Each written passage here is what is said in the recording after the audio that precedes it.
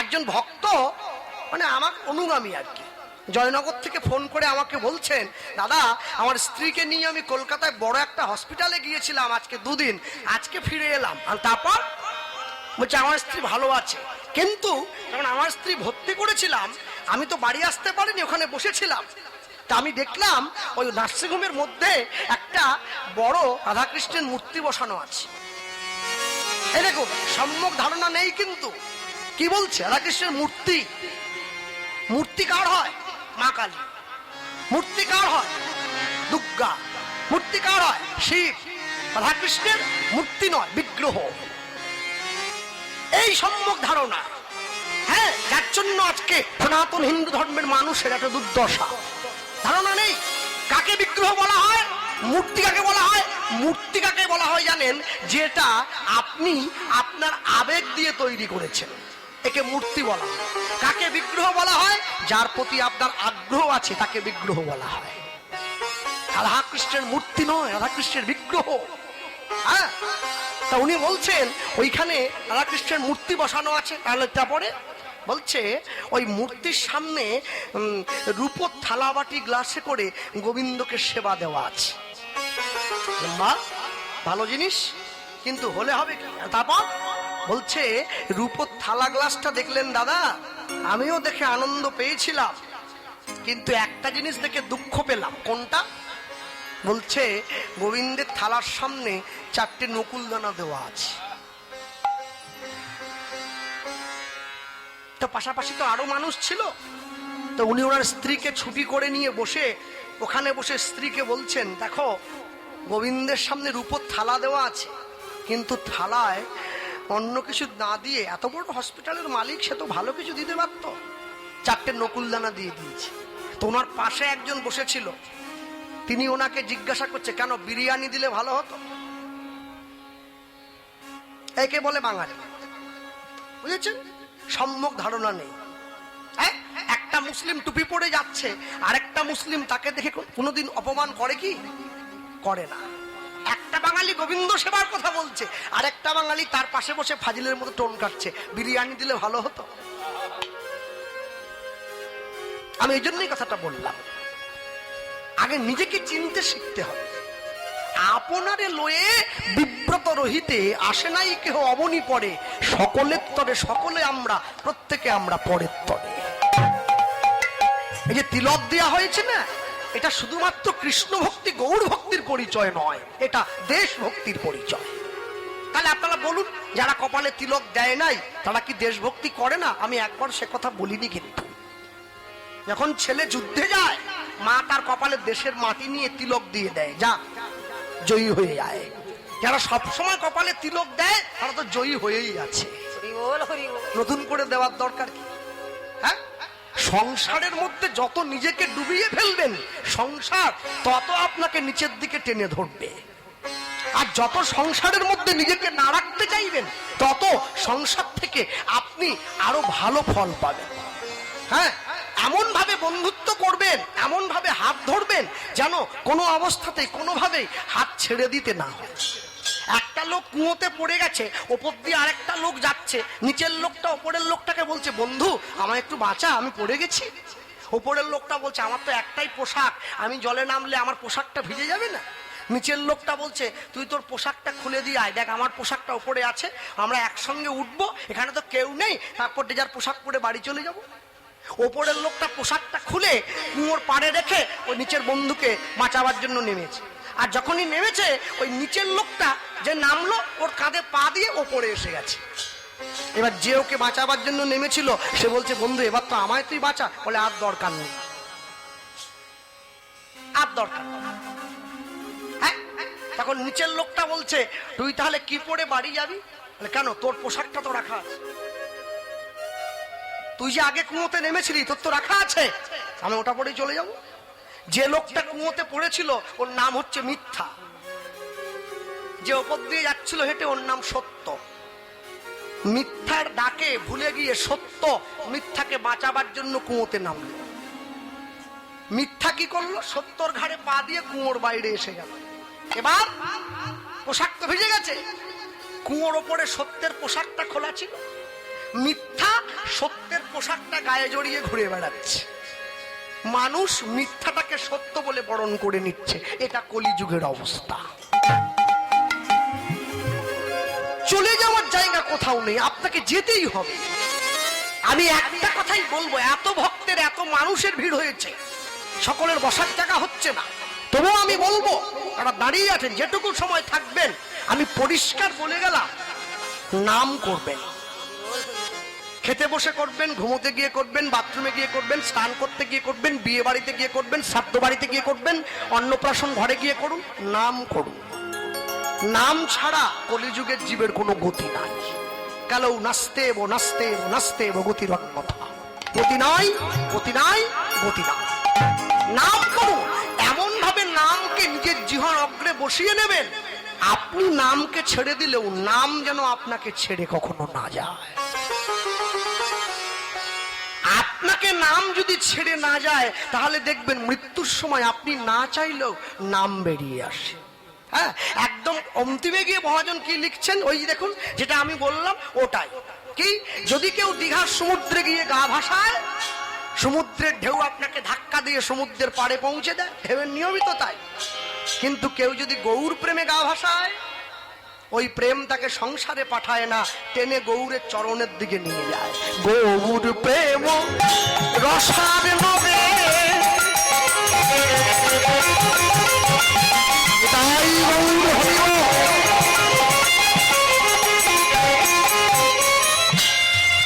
সে তরঙ্গে যে বা ডুবে, ওর প্রেম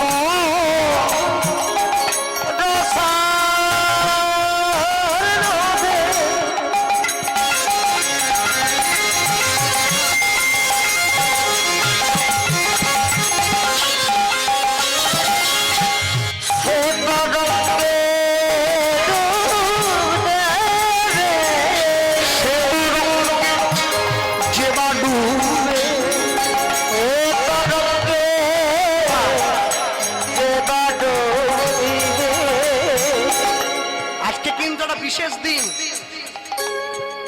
আপনাদের কাছেও আনন্দের দিন। আজ কীর্তন হচ্ছে, সকলে এসেছেন, কিন্তু আমার কাছে আরো বড় আনন্দ। কেন বলুন তো?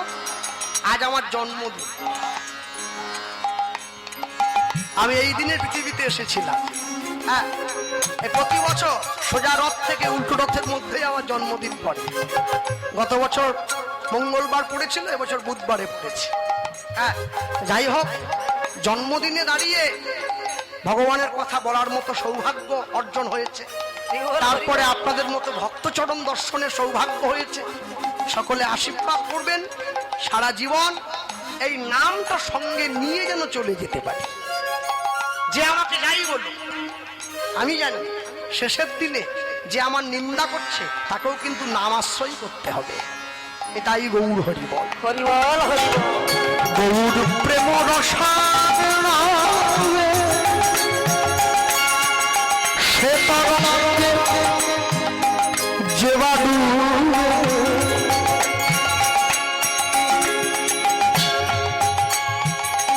সে রাধা মাধব অন্তরঙ্গ,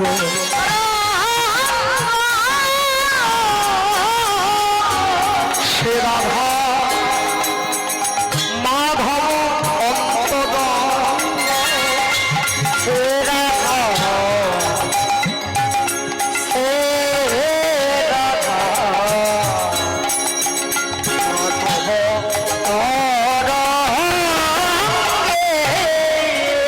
তোমরা গৃহে বা বনেতে থাকো,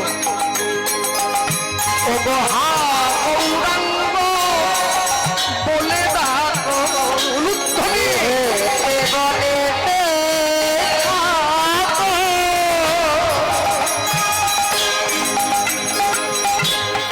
গৌরাঙ্গ বলে ডাকো, তোমরা গৃহে বা বনেতে থাকো, ও গো গৌরাঙ্গ বলে ডাকো, তোমরা গৃহেতে বা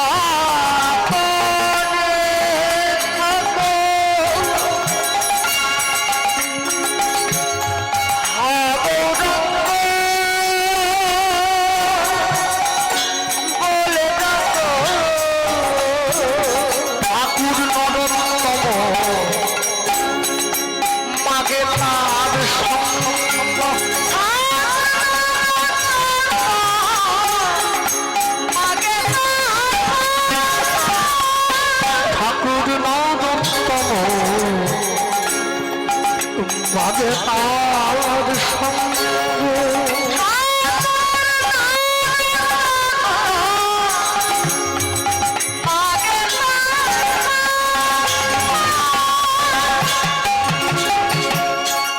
আমি এক মুখে বলতে পারি, আমি এক মুখে বলতে পারি, আমার গৌর গোবিন্দের লীলা মাধুরী আমি এক মুখে বলিতে পারি। আমি যাই রে লীলা বলি হারি, আমি বলিতে পারি। আমি যতবার বলি ততবার হারি, আমি বলিতে পারি। আমি এক মুখে বলবো কত, আমি বলিতে পারি। আমি যদি বা বলি বছর শত, আমার গৌর গোবিন্দের লীলা মাধুরী বলিতে পারি। গৌর গোবিন্দের লীলা মাধুরী বলিতে পারি। আমি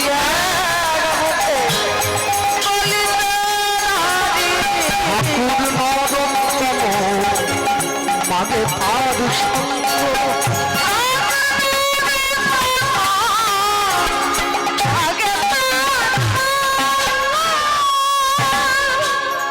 গৌর প্রেম রসার নবে যেবা ডুবে সে তরঙ্গে, সে রাধা মাধব অন্তরঙ্গ। গৃহে বা বনেতে থাকো হা গৌরাঙ্গ বলে ডাকো, বলে ডাকো নরোত্তম মাগে তার সঙ্গ, মাগে তার সঙ্গ। লীলা মাধুর্য প্রবেশের আগে আরেকটা কথা বলে দেই, আর কোনোদিন আশা হোক চাই না হোক, আপনারা এত সুন্দর হরিবাসর তৈরি করেছেন। সোনারপুর থানায় এর আগেও আমি গিয়েছি, আপনাদের সঙ্গে অনেক জায়গাতে সাক্ষাৎ হয়েছে, সব জায়গাতেই ভক্ত কম বেশি ভালোই। তা দয়া করে হরিবাসরের পরিবেশ রক্ষা করবেন, এটা আমি কমিটির উদ্দেশ্যে বললাম। পরিবেশ নষ্ট যেন না হয়। হ্যাঁ, হরিবাসরকে কেন্দ্র করে দোকানপাট বসুক, আমারও আনন্দ, কিন্তু যদি মাছ মাংস ডিমটা বাদ দিয়ে দোকান বসানো যায়, এতে গ্রামেরও কল্যাণ, হরিবাসরেরও কল্যাণ। একটু লক্ষ্য রাখবেন আগামী বছর থেকে। চাউমিন হোক না, রোল হোক না, মোমো হোক না, বলছে কে? নিরামিষ হোক। 7টা দিনের তো ব্যাপার, কেটে গেলে আবার তো খাবো। যে গ্রামে হরিনাম হয়, যে গ্রামে সংকীর্তন হয়, যে গ্রামে ভগবানের ঘট বসেছে, সেই গ্রামে যে কদিন হরিনাম হবে, সে কদিন গ্রামের মানুষ সম্পূর্ণ নিরামিষ সেবা করবে, তবে তো নামের কৃপা পাবে, না হলে কি করে পাবে? নাম খুব বলবান, কিন্তু কৃপাটা নিয়ে নিতে হবে। যে খেলোয়াড় ভালো খেলে তাকে আপনি 10 নম্বরে ব্যাটিং করতে নামালে হবে না। সচিন তেন্ডুলকরকে দিয়ে কি শেষে ব্যাটিং করানো হয়? প্রথমে করাতে হয়। বেশি ওভার হাতে পেলে তবে তো রানটা ভালো করে করে। তাহলে সময় থেকে নাম আশ্রয় করলে, নামের প্রতি যত্নশীল হলে তবে নামের ক্রিয়া হয়। শেষ জীবনে বুড়ো বয়সে গিয়ে নামের আশ্রয় গেলে নামের কৃপা হবে কি করে? ততক্ষণ তো নাম ছেড়ে গেছে। হ্যাঁ, বাল্য যৌবন ভজনের কাল, আর সারা জীবন দেখো অনেক জঞ্জাল।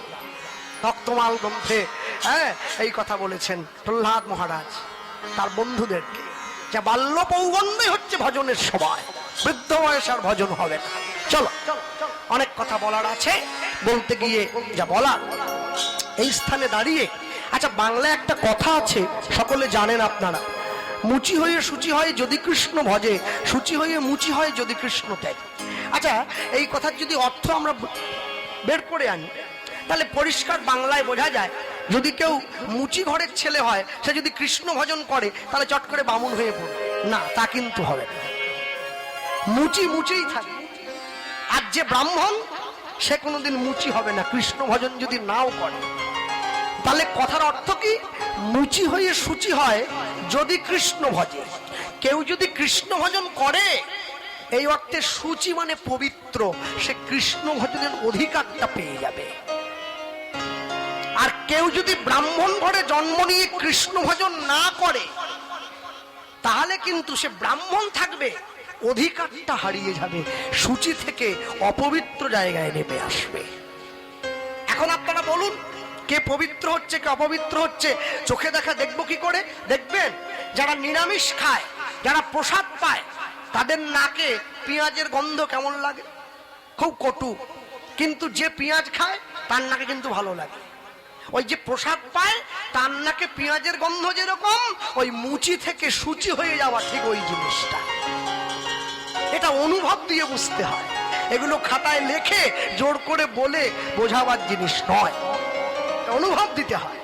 হ্যাঁ, চলো এই কথা বলতে গিয়ে আমরা শুনছি পরম কৃষ্ণ ভক্ত বৈষ্ণব, কৃষ্ণ অনুরাগী, ভগবান কৃষ্ণের একনিষ্ঠ সেবক শ্রীপাদ প্রেমানন্দের জীবনী কথা।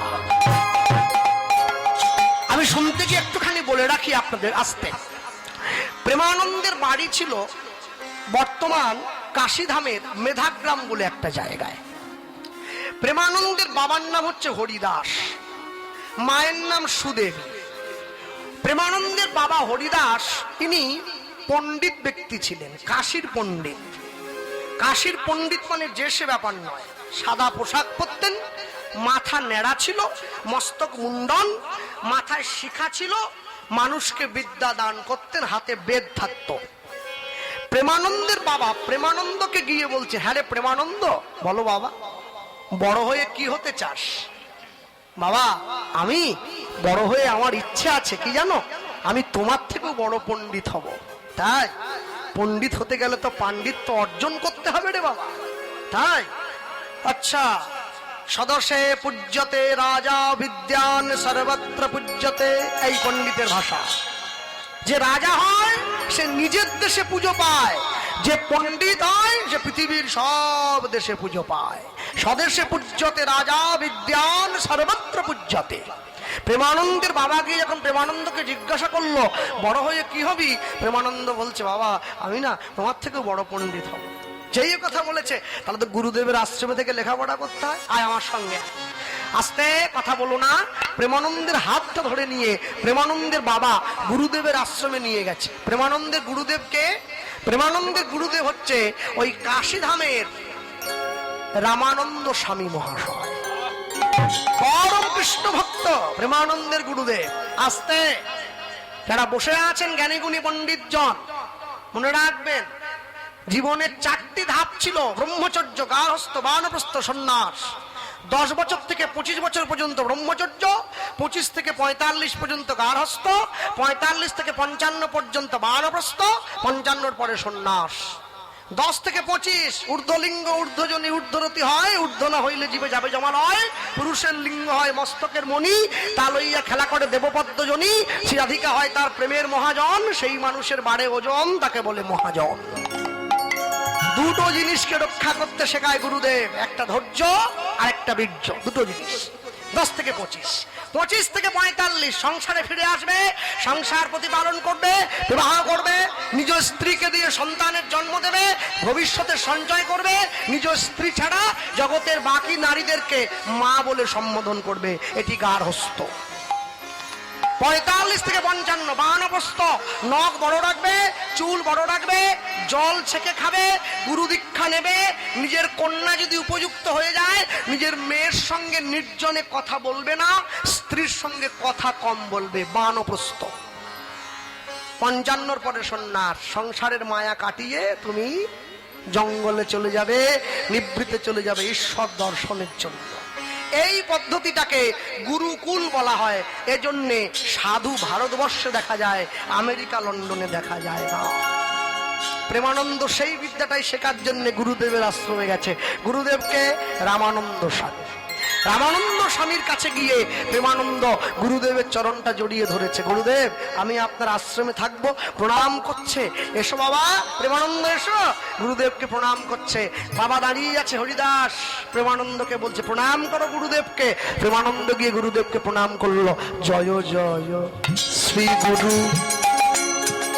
গুরু আমার প্রেম কনক উলুধ্বনি। জয় জয় শ্রী গুরু,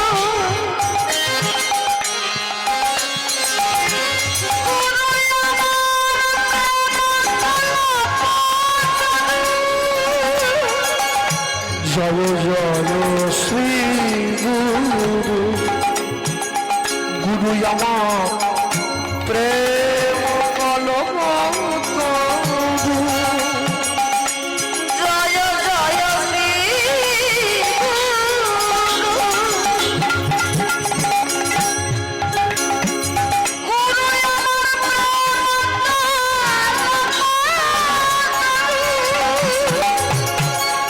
বড়ই অদ্ভুত যা পরকাশ, বড়ই অদ্ভুত যাক পরকাশ, বড়ই অদ্ভুত যাক পরকাশ, বড়ই অদ্ভুত যাক পরকাশ। আমার হিয়া আগে জানো তিমির বড় জ্ঞান,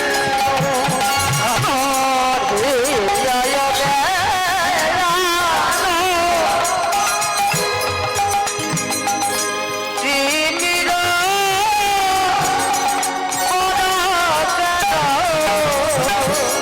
জ্ঞান সুচন্দ্র কিরণে করুণা, জ্ঞান সুচন্দ্রকে রোদে করুণা। আমার অজ্ঞান দূর করেছে, আমার দূর করেছে। জ্ঞানের প্রতি চালাইয়ে দিয়ে আমার অজ্ঞান দূর করেছে। আমার জ্ঞানের বাতি জ্বেলে দিয়ে আমার অজ্ঞান দূর করেছে। ও পরম দয়াল শ্রী গুরুদেব, আমার অজ্ঞান দূর করেছে। তোমার চরণ তলে মনে আশ্রয় দিও, দূর করেছে। ওই আমার মতো পতি আর পাবে না, আমার দূর করেছে। আমায় অন্তিম কালে কৃষ্ণ বলাইও, আমার দূর করেছে। বিলাপ বিলাপ সরস বিলাপ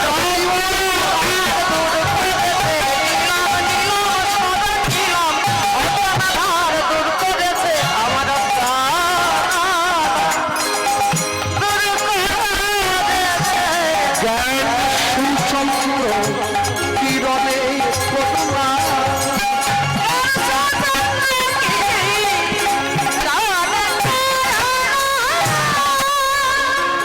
গুরু ব্রহ্মা গুরু বিষ্ণু গুরু বিষ্ণু গুরুদেব মহেশ্বর মহেশ্বর, গুরুদেব পরম ব্রহ্ম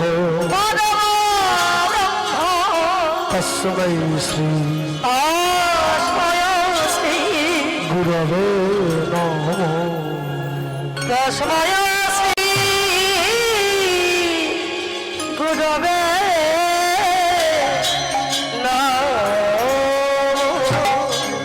জীবন। এই তপ্ত জীবনটার মানে হলো আস্তে মরুভূমিতে চলতে গিয়ে কোনো পথহারা পথিক যখন সে প্রচন্ড জলতৃষ্ণায়, জলের পিপাসায় ক্লান্ত হয়ে তার প্রাণ চলে যাওয়ার জোগাড় হয়, সেই সময় তাকে যদি এক বিন্দু জল কেউ দেয়, সে যেমন প্রাণ রক্ষা করে, তার প্রাণ যেমন ফিরে আসে, সংসার রূপী মরুভূমিতে চলতে গিয়ে যাদের প্রাণ ওষ্ঠাগত হয়ে গেছে তাদের কাছে কৃষ্ণ কথা ওই এক বিন্দু জলের মতো।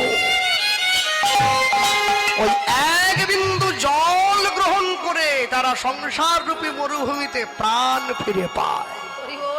তব কথামৃতম তপ্ত জীবনম।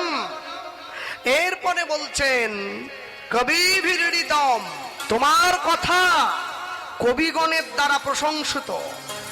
যত কবি, যত গায়ক, যত লেখক সবাই তোমার কথাকে ধন্য ধন্য করেছে। শুধু আমরা যে করছি তা তো নয়, সবাই করেছে। সখী সে হরি কেমন বল,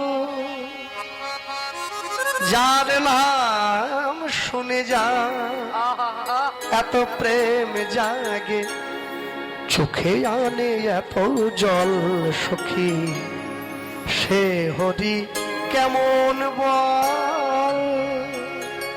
কবিগণ পর্যন্ত তোমার কথাকে মর্যাদা দিয়েছে। কবিভিরিতম।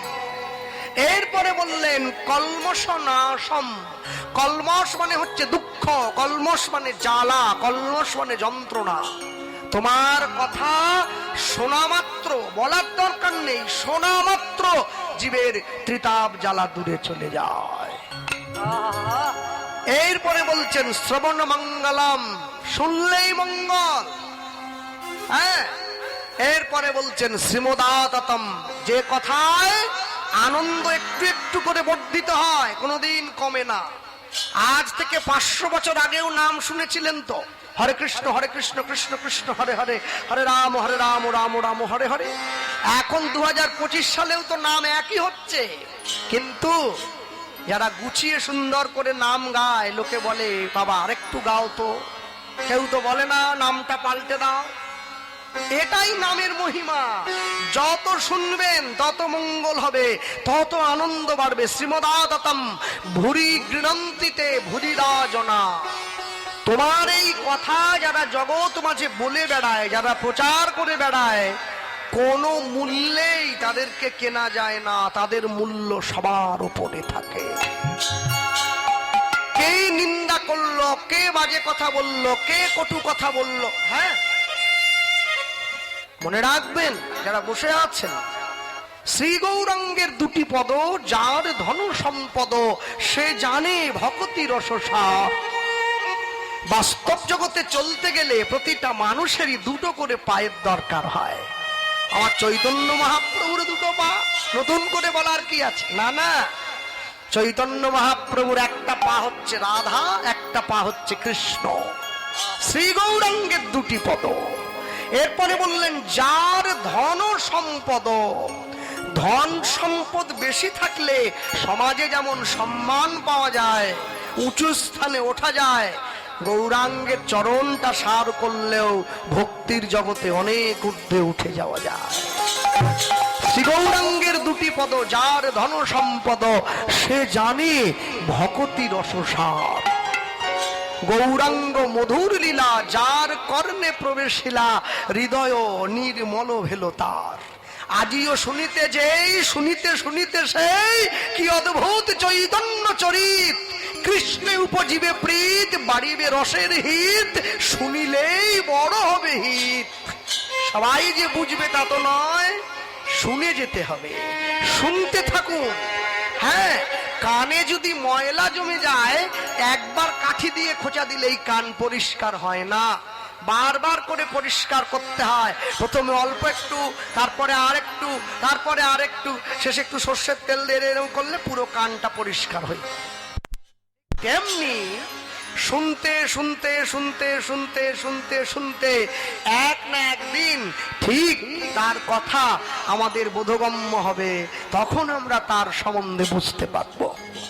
হ্যাঁ, চৈতন্য মহাপ্রভু শুধুমাত্র নেচে গিয়ে শ্রীবার সঙ্গনে খিচুড়ি খেয়ে হরিনাম করে চলে গেলেন, এ ধারণা আমরা মনের মধ্যে বসিয়ে রেখে দিয়েছি। বিরাট বড় পণ্ডিত ছিলেন। হ্যাঁ, বিরাট বড় পণ্ডিত। শঙ্করাচার্যের অদ্বৈতবাদ, মধ্যাচার্যের দ্বৈতবাদ, এই দুটোর মধ্যে থেকে মহাপ্রভু আরেকটা নতুন দর্শনের রচনা করেছিলেন, যার নাম হচ্ছে অচিন্ত ভেদাভেদবাদ, যাতে অল্প পরিশ্রমে কৃষ্ণ পাওয়া যায়। হ্যাঁ, আমি বুঝতে পারছি একটু বুঝতে অসুবিধে হচ্ছে, কিন্তু শুরুতেই বললাম কথাগুলোর প্রচার তো বড় দরকার। সব সময়ের জন্য মনে রাখবেন, জগন্নাথ দেবের রথযাত্রাকে কেন্দ্র করে আপনারা কীর্তন শুনতে বসেছেন। জগন্নাথ দেব তো রথে এসে বসেন, 7 দিনের জন্য মাসি বাড়িতে যান, আবার ঘুরে আসেন। তো জগন্নাথ দেব যে রথে এসে বসেন, এত মানুষে যে রথ টানতে ছুটে যান, কেন যান? লোকে বলে রথের টান দিলে একটু পুণ্য হবে। তো রথের টান দিলে পুণ্য হবে, তো আমাদের দীঘাতে রথ হচ্ছে, ওখানে যান। এবছর শুরু হয়েছে, এটা এই তো সোনারপুরে রথ হয়, টান দিয়ে দেন। পুরীতেই কেন? পুরীতে কি জন্য কেন যায় জানেন? জগন্নাথ দেবের কাছে যারা ছুটে যায়, জগন্নাথ দেব দেখেন যত ভক্তরা ছুটে গেছে, সবাইকে দেখছেন এরা কেউ মানুষ নয়, একটা একটা আয়না। আয়নাতে নিজের মুখটা দেখতে কত ভালো লাগে। যে একটু বেশি সুন্দর হয় সে একটু বেশি বার দেখে, আমার মতো কালো না হলে 2-3 বার দেখে ছেড়ে দিল, একটু সুন্দর হয় বারবার দেখে। জগন্নাথ দেব দেখছে, বাবা আমি দেখতে এত সুন্দর, এত মানুষ ছুটে এসেছে আমায় দেখার জন্য। এই যে আয়না, জগন্নাথ দেব আপনাদের দিকে তাকালেন, আর যখনই আপনাদের চোখের দিকে তিনি তাকাচ্ছেন, তার মুখটা আপনাদের চোখে মুখে ভেসে উঠছে। সে নিজেকে নিজে দর্শন করছে। সে যখন আপনার চোখে তাকে দর্শন করছে, তাকে দর্শনের পুণ্য আপনি এমনিতেই অর্জন করে দিচ্ছেন। এর জন্য জগন্নাথের রথে ছুটে যাওয়া। ঠিক চৈতন্য মহাপ্রভু সে কাজটাই করলেন। শ্রী গৌরাঙ্গের 2টি পদ, যার ধন সম্পদ সে জানে ভকতি রস সার, গৌরাঙ্গ মধুর লীলা যার কর্ণে প্রবেশিলা, হৃদয় নির্মল হেল তার। নির্মল হেল তার। বারবার ধরে যদি মনের আয়নাটায় ময়লা পড়ে যায়, বড় ময়লা জমেছে মনে, সব ঘৃণা ভুলে তোমার আঁচলে মুছে দাও সযতনে। বারবার ধরে যদি মনে ময়লা পড়ে যায়, মনটা পরিষ্কার করতে হয়, তবে তো গৌর গোবিন্দের ছবিটা ভেসে ওঠে। এরপরে বৈষ্ণব মহাজন লিখছেন, মনটাকে পরিষ্কার করার জন্য কি করতে হবে, একদম সহজ ভাষায় লিখলেন কি, যে গৌরাঙ্গে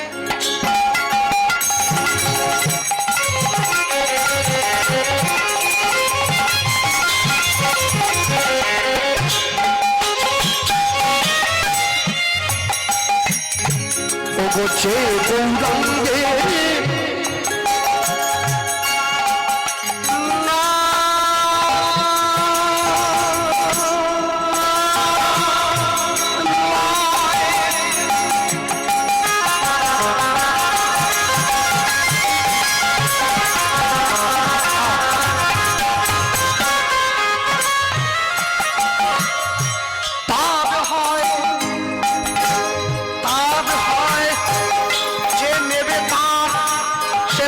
হোক, চন্ডাল হোক, ব্রাহ্মণ হোক, যে নেবে তার হয় কৃষ্ণ প্রেম।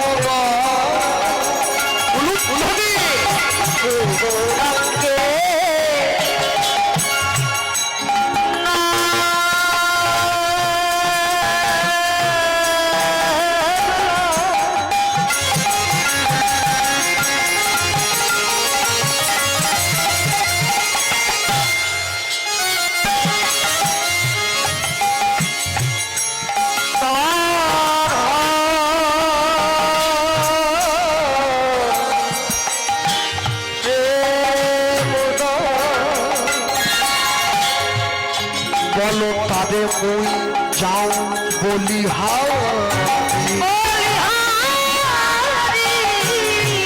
তাদের ওই যাও বলিহারি।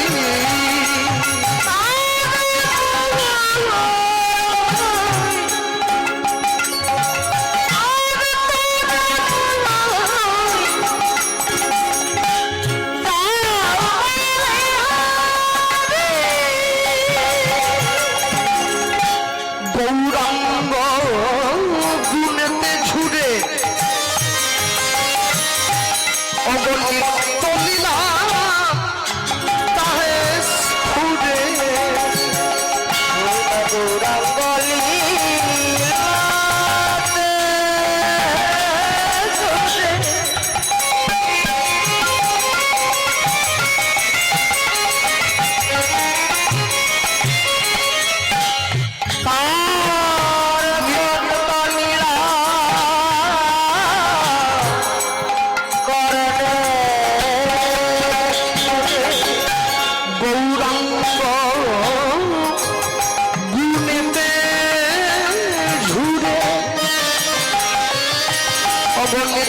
লীলা তবে তাহে স্ফুরে গৌরাঙ্গ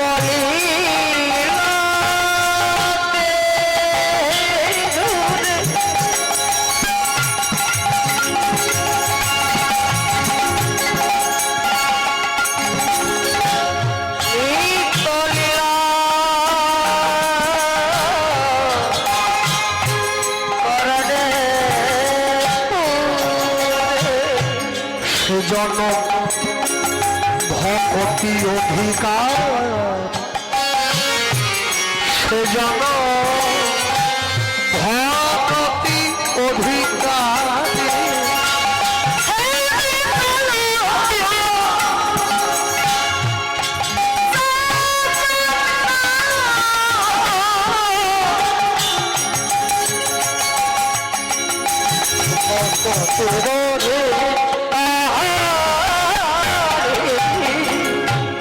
গৌর জানলে সব জানা হলো ওরে গৌর জানলে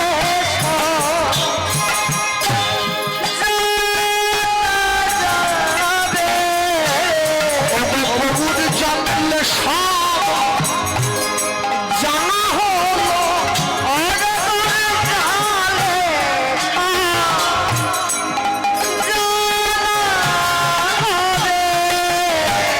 শাস্ত্র জানলে যা না হলো আমার গৌর জানে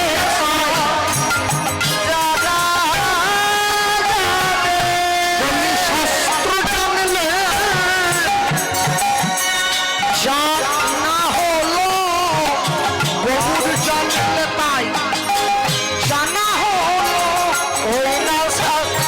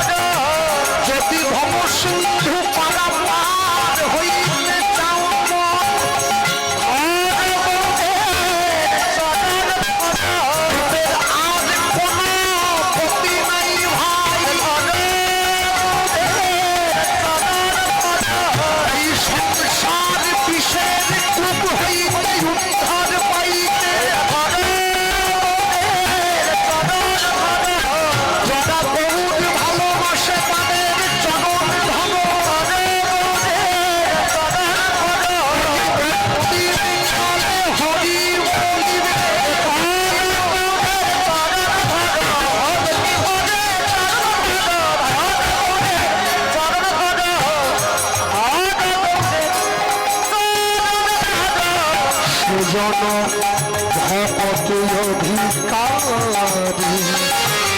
সেজন ভকতি অধিকারী সেজন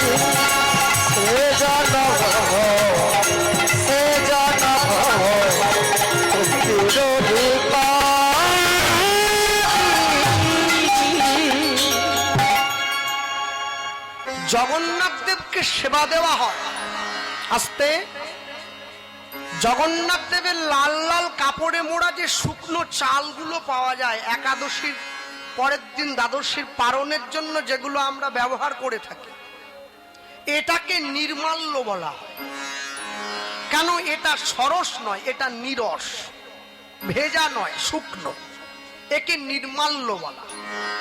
জগন্নাথ দেবের মন্দিরে জগন্নাথ দেবকে যে শুকনো প্রসাদগুলো দেওয়া হয়, পিঠে, পেড়া, গজা, শুকনো, একে বলা হয় শুক্কা। যে অন্ন ব্যঞ্জন খিচুড়ি এগুলো যে দেওয়া হয় একে বলে পক্কা। মন্দিরে জগন্নাথ দেবকে কাছে যখন নিয়ে যাওয়া হয় তখন প্রসাদ হয়।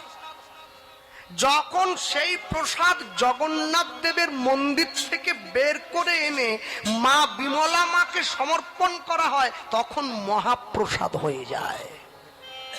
কেন? নাম থেকে নামই বড়, তার চাইতে আমি বড়, আমার চাইতে ভক্ত বড়, ভক্তের চাইতে ভক্তের প্রসাদ বড়। সেই মহাপ্রসাদ বিমলা মাকে সেবা দেওয়ার পরে 3টি ভাগে ভাগ করা হয়। একটা বিক্রি হয়ে যায় যারা পুজো দিয়েছে তাদের, একটা পান্ডাদের সেবার জন্য, একটা গরিব দুঃখীকে দানের জন্য। 3 ভাগ। যেটা আনন্দবাজারে গিয়ে আমরা কিনে পাই উড়িষ্যা পুরীতে গেলে, ওটা দানের প্রসাদ। গরিবরা এনে আনন্দবাজারে দান করে বা বিক্রি করে, সেইটা আমরা কিনে পাই। এইটা হচ্ছে প্রসাদের কার্যক্রম। এইভাবে প্রসাদ হয়। হ্যাঁ, একটা ছোট সাদা বাক্সে একটা জগন্নাথের ছবি দিয়ে, একটা পেড়া, একটা সন্দেশ দিয়ে রেশন দোকানদার বাড়িতে দিয়ে দিচ্ছে, বলে প্রসাদ নাও। এ প্রসাদ নাকি? এ প্রসাদ না, এ পেড়া আর গজা খাওয়া, এ প্রসাদ বলে না। রেশন দোকানদার প্রসাদের মাহাত্ম্য জানে নাকি? জানে না, আমি বলবো না, সবাই জানে না।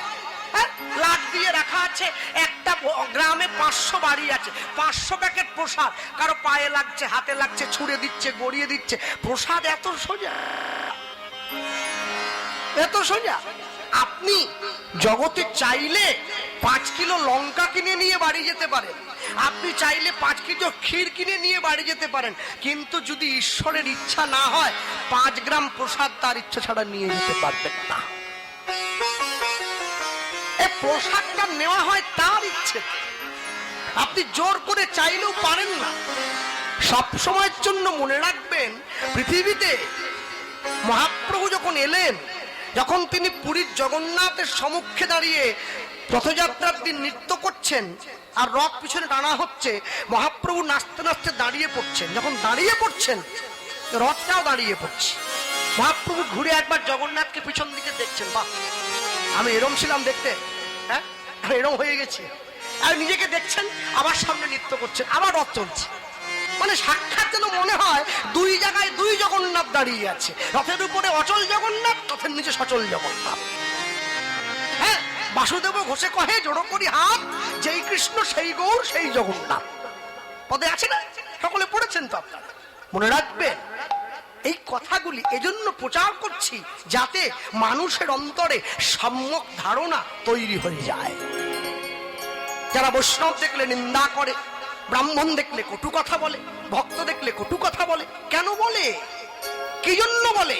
তাদের অন্তরে সম্যক ধারণাটা আগে দিতে হবে, আগে সম্যক ধারণা দিতে হবে। হ্যাঁ,